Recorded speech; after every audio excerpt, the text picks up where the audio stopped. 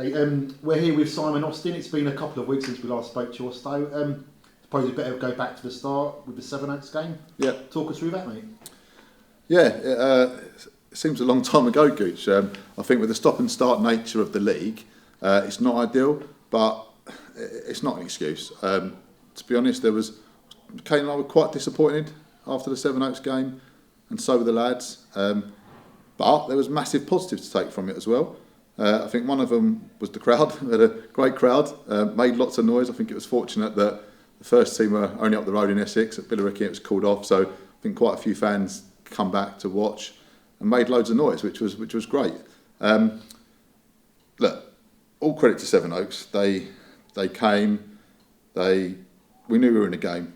They gave us a big challenge, but I felt we dealt with their sort of direct physical nature really well. We had an off day, right? They're young lads. They've been absolutely fantastic so far this season, but we weren't quite on what we do. But then the positive to that was that we absolutely stood up, toe to toe, and matched Sevenoaks in that respect. And it just goes to show that if you stick together as a group and you match the other team for their effort, the quality comes through at the end of the day, which it did. And I thought we deserved to win, but we knew we were in a game. I'll say, you touched on it there, the crowd. What must it have been like for the lads playing in front of a couple of hundred people? Yeah, it was absolutely great. The drum was there, the drum was out, the singing, the chanting.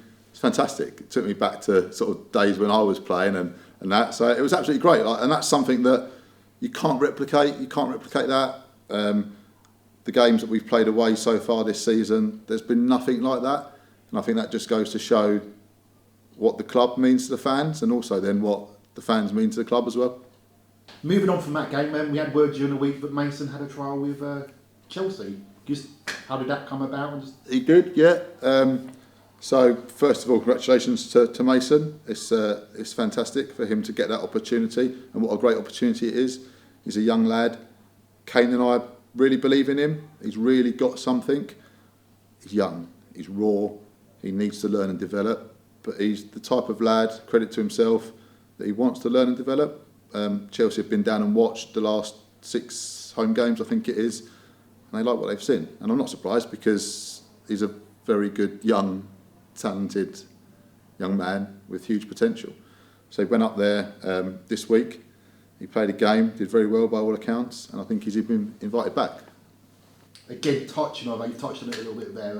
There's always going to be someone who's, how should we say, he's been invited to Chelsea. Why is he not in the first team? Yeah. Can you, as a footballer yourself, who's probably been there, just describe as a youngster when Chelsea come? Yeah, unfortunately, Chelsea never come after me, so I didn't have that problem. But look, we're working very closely with the first team. Mason has had opportunities, and it's going to sound like a bit of a cop-out, but genuinely, every time he's been lined up to go in and train with the first team, he's had an injury. He's had a little bit of a stop-start season in terms of injuries. Like I say, he's a young man, he's growing, he's got a good size on him, but he's going to start to fill out. I think because of his game, tricky, lively player, earlier on in the season, he got caught a few times with his ankle injury, so he had to sort of go on the sidelines for a period of time. And that's just coincided with when he was lined up to go to the first team. So, like I say, we're in constant contact with John and Hakan and Bill. They're fully aware of him, and we support Mason in both the first team. But how can you stop a kid with an opportunity to go and play for trial at Chelsea? Okay, again, moving on from Mason, then looking at towards this Saturday, a game against Corinthian in the League Cup, I believe. We have, yeah, quarter-final at home against Corinthians.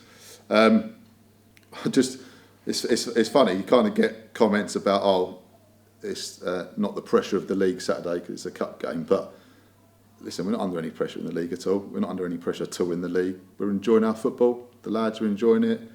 They're coming in, they're working hard, they're playing with a smile on their face. So there's no pressure of the league. But it's a cup game, you know. As it stands today, it's 50-50. We're going to win it or they're going to win it.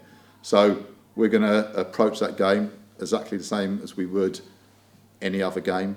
We're going to treat Corinthians with the same respect as we would treat Aldershot or anyone else that we would play. And by that, we're going to go out there and try and do what we do.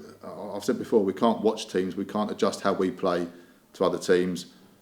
We do what we do, and I'm very, very confident that if we do that to the best of our ability, then we should go through to semi-final.